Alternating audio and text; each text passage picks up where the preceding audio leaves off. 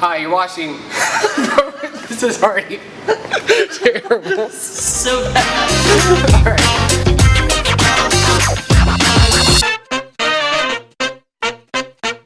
right. Welcome to the first episode of BroFits for the Mofits. Boom.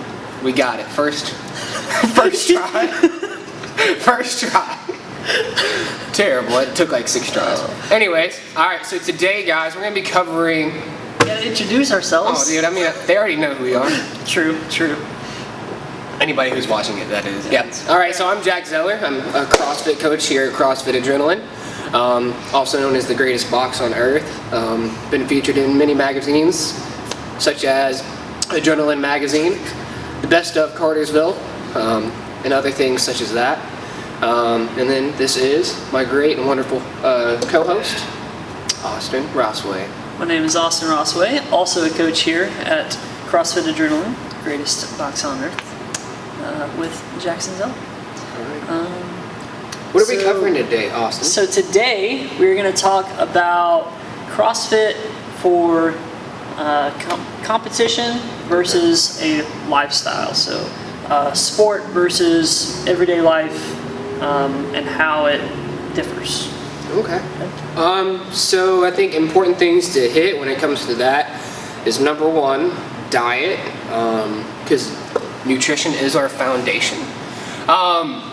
Then you have, not quite as important, exercise variety, how we progress through the movements, and then recovery and volume. So how much are we working, how much do we rest, and what should our rest look like? So first let's cover diet. Comes down first to, most of the time you're going to have to be going back to your macros. I think when you're competing, you have to have a lot higher carb intake than if you were just eating for a healthy lifestyle. As far as the lifestyle goes, you can follow the words of Greg Glassman.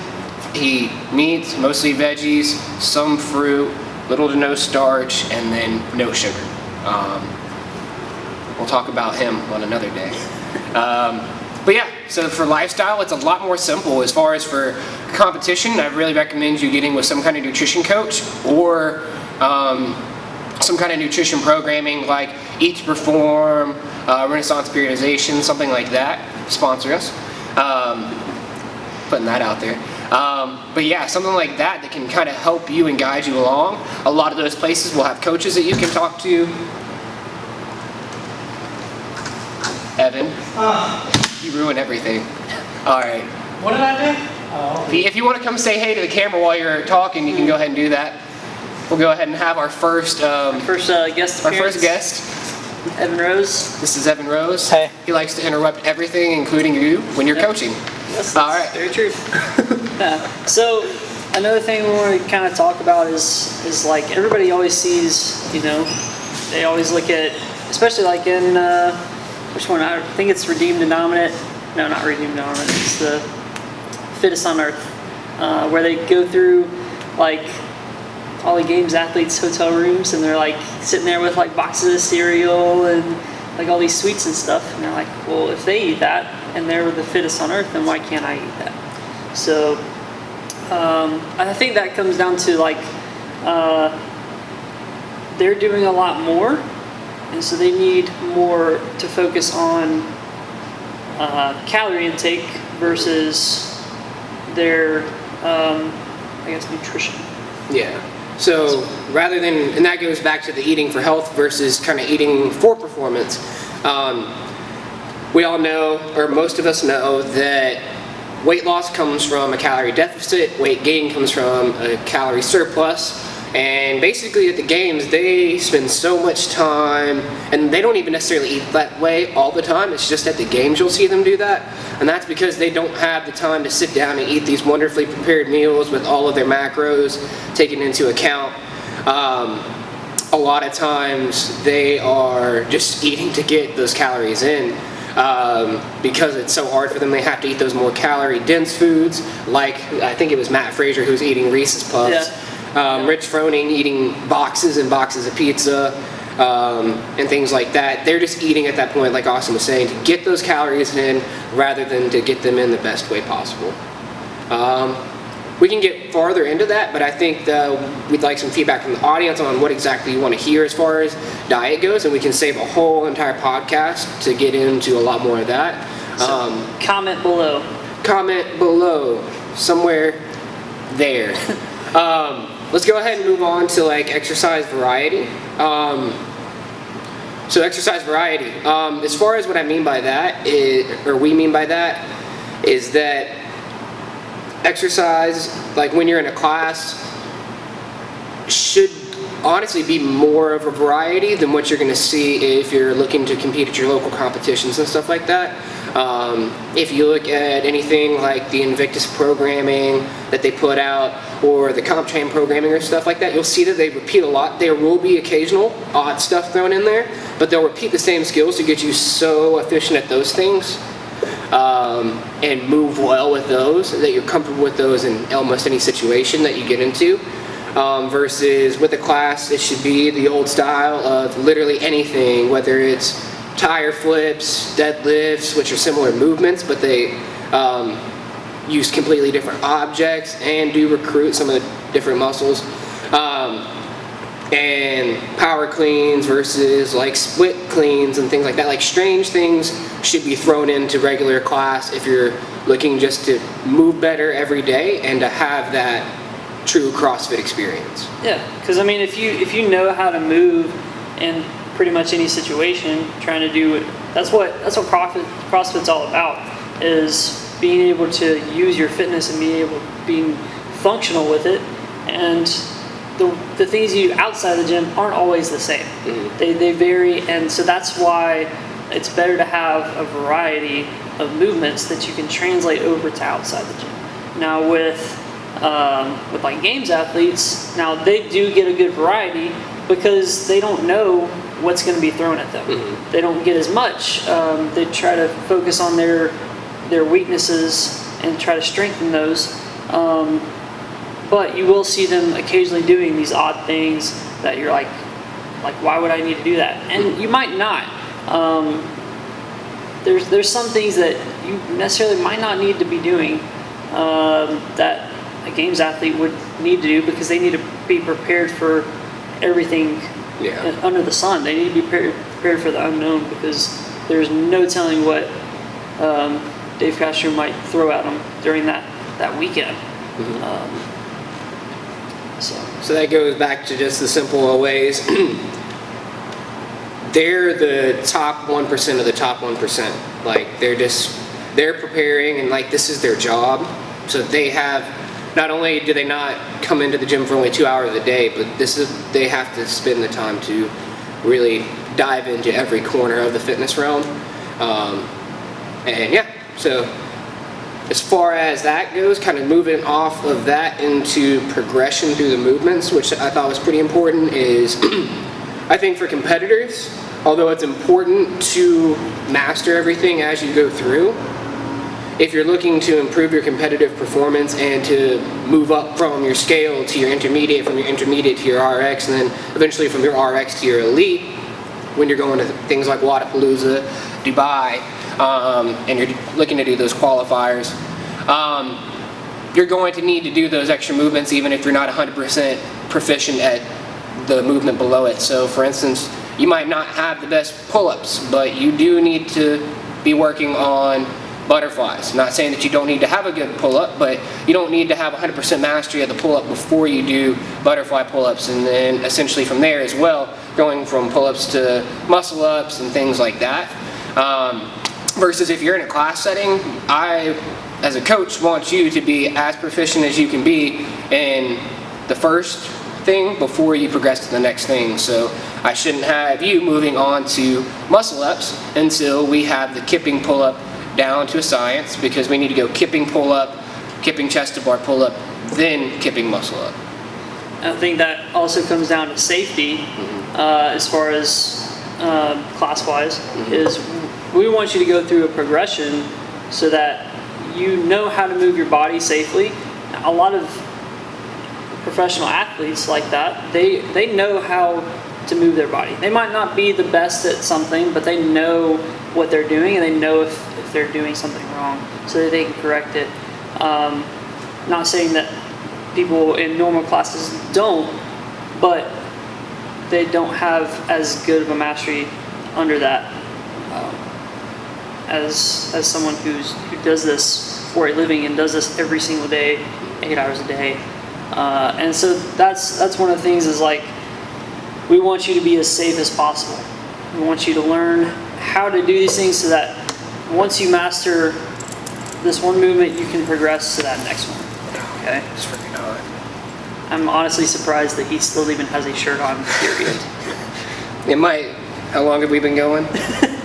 It might happen. But yeah, so, and like I was saying, is it's not like we're also wanting to speak to competitors who aren't necessarily at that RX level. You might be scaled looking to go to, that intermediate or RX category, and until you have that base, we don't need to move on to the next movement because of the safety. All right, we back on? Back on. All right, cool. So we had a little technical difficulties. Nothing. Sorry about that. Everybody has their issues first opening night, right? So we were at recovery, volume, and intensity. So volume is sheer amount that you're moving, like how many reps, how much are you doing every day. Intensity is more of the load. We're looking for load on intensity. Volume is going to be how much we are doing it. And that plays a factor into how we recover. So if you want to dive into a little bit on the recovery aspect, Austin, I'll hand it off to you. So recovery is something that everybody needs to recover. Whether you're a mom coming to a normal class or whether you're a games athlete, you do need some level of recovery because your body needs to recover. I mean, it's simple as that. But as far as okay, I'll go over what I do at the end of the day to recover. Okay, so normally my typical day is, and I'm in no way a competitive level athlete, but at the end of the day, after training or coaching, I'll go home, I'll make sure I eat, and that goes back to nutrition, make sure that it's a good meal to properly fuel you for the next day and help your body get what it needs. Stretching, mobilizing for about an hour or so while I'm sitting there watching TV, eating whatever, stretch, roll out, to get your muscles prepared, or not prepared, but to get them to relax. And then shower and then sleep. Sleep is the biggest thing that I think most people don't. I think they think about it, but it's like the furthest thing down on their list. They think like, oh, like I can sleep when I'm dead, kind of thing. Yeah. Or like they're so used to being okay and being like running on that little bit of sleep that they don't realize how much it affects them. But like as for someone who is like a competitive athlete, I would say probably about 50% of their day is actually working towards their goals as far as like working out and doing strength work and metcons and things. Then the other probably 50% of their day is how they recover. And it's not just like at the end of the day where that they're thinking about their recovery. Every single thing that they do is outside of the gym pertains to their recovery. So every single thing that they eat, every single thing that they go and do, how they sit, how long they're sitting on the couch, or how long they're relaxing, or whether it's ice baths or the cryo chambers, electrical stimulation, dry needling, massage, and then of course sleep and nutrition. So Yeah, and I think a lot of that idea of I can rest when I'm dead and stuff comes from when you look at the elite athletes, they may not rest like full days as much as everybody else, but that's because every day, like he said, they're spending that much more time focused on that. Like even when you're outside of the gym and you're done with your workout, you're in here for an hour, hour and a half maybe if you're putting in some extra work. When you go home, you might prepare a great meal and everything like that, but you're not focused on the things like the soft tissue stuff, like the mobilization.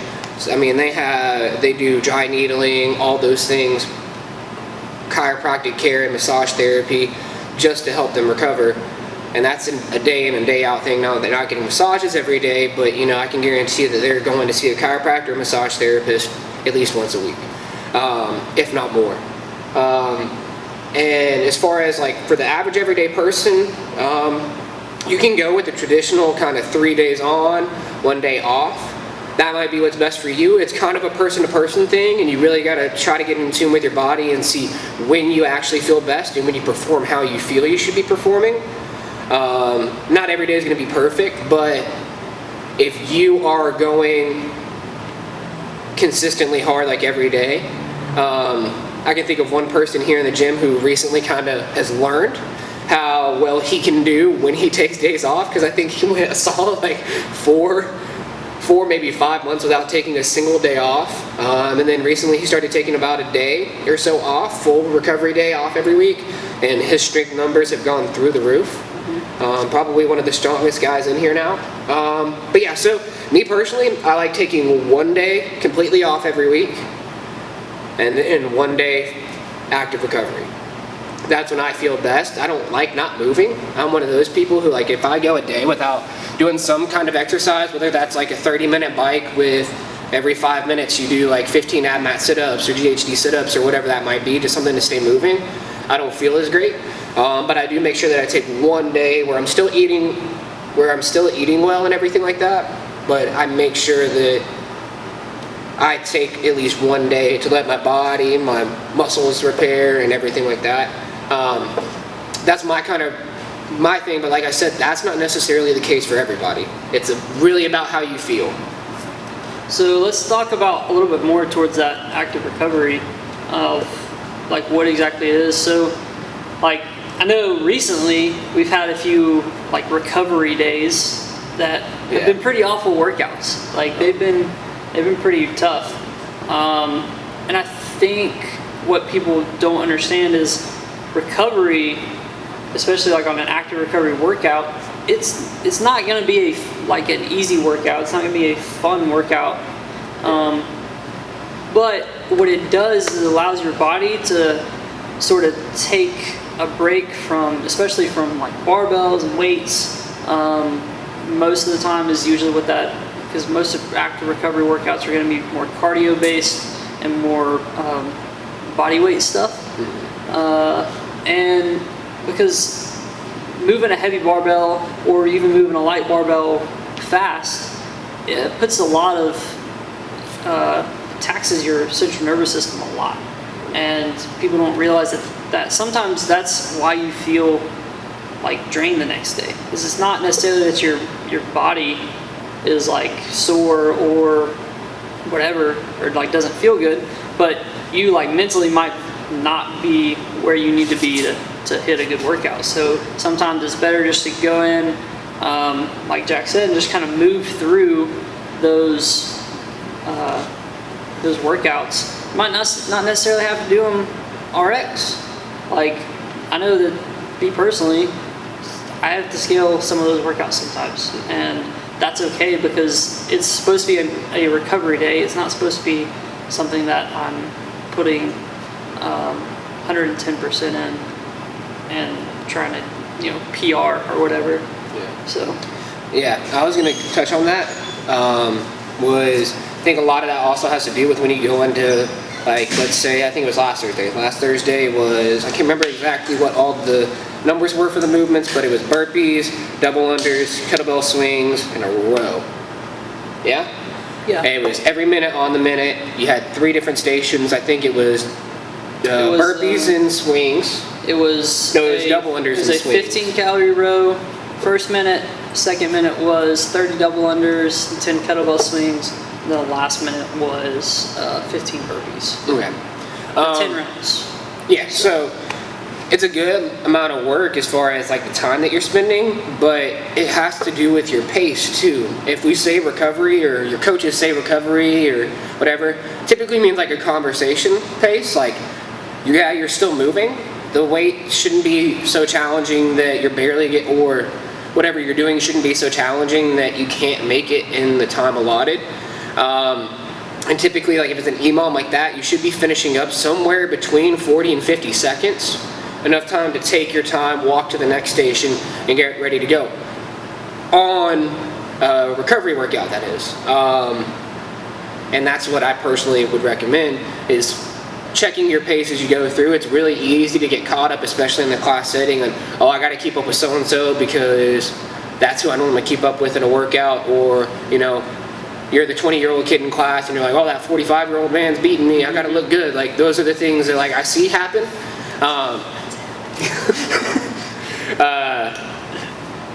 But once again, it's all about checking yourself and having that honest conversation with yourself.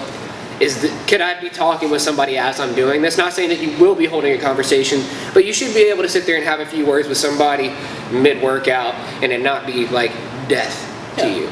And I think another thing too is that you can do or look into doing for your active recovery days is using your fitness outside of the box. Mm-hmm. So a lot of times mow your lawn for time. Yeah, people will come in and they'll be worried about, or they'll be wanting to put in 5 days a week in here, but if one of your days isn't going to be a good workout, or it's not something that you can do for a recovery day, then take your fitness outside. Go for a hike, go for a swim, just go run a mile or something, paddle. Explore the world. Yeah, like I think that's what it's all about, is being able to do things outside of the gym.